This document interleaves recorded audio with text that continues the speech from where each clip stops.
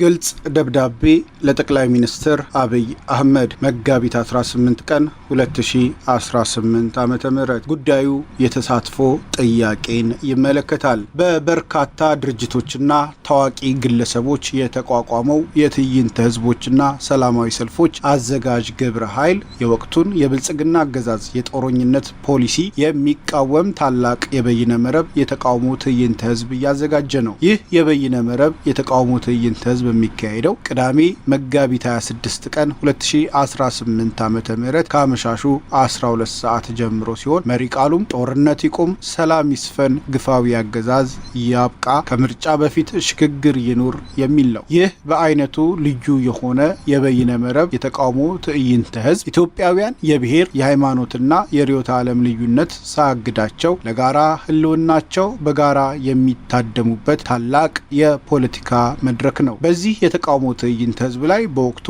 የሀገራችን ፖለቲካ ወይም የሲቪክ እንቅስቃሴ የጎላ የተጽዕኖ ፈጣሪነት ሚናና ማህበራዊ መሰረት አላቸው ተብሎ የታመነባቸው 20 ታዋቂ ሰዎች ተገኝተው በብዙ ሚሊዮኖች ለሚቆጠር ታዳሚ ንግግር ያደርጋሉ።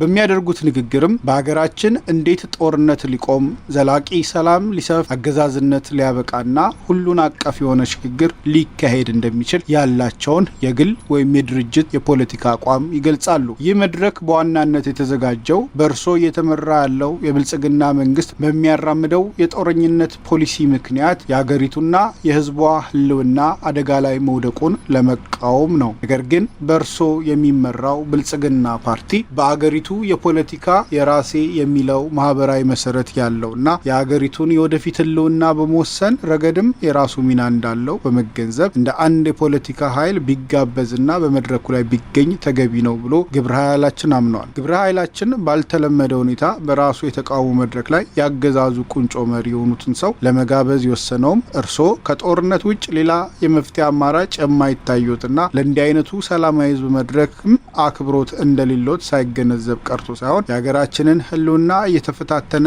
የሚገኘው የወቅቱ የፖለቲካ ቀውስ በሀቀኛ ድርድርና በሰላማዊ መንገድ እንዲፈታ በእኛ በኩል ያለንን ልባዊ ፍላጎት ለኢትዮጵያ ህዝብና ለዓለም አቀፉ ህብረተሰብ ለማሳየት በማሰብ ነው። ስለሆነም ፍላጎቱ ካለዎት ከላይ በተጠቀሰው ቀንና ሰዓት በበይነ መረብ መድረኩ ላይ ተገኝተው እየቀረበቦት ባለው የተቃውሞ ሀሳብ ላይ ያለዎትን አቋም ለህዝብ እንዲገልጹ በአክብሮት ተጋብዘዋል። ሁኔታዎችን በአግባቡ ለማመቻቸት ይረዳን ዘንድም ከትዕይንተ ህዝቡ ከ3 ቀናት በፊት በዚህ ደብዳቤ ግርጌ ላይ በተቀመጠው የኢሜይል አድራሻ ለመገኘት ፈቃደኛ መሆኑን አስቀድመው እንዲያሳውቁት በአክብሮት እንጠይቃለን። ከምስጋና ጋር የትዕይንተ ህዝቦች ሰላማዊ ሰልፎች አዘጋጅ ግብረ ኃይል። ስንተባበር እናሸንፋለን።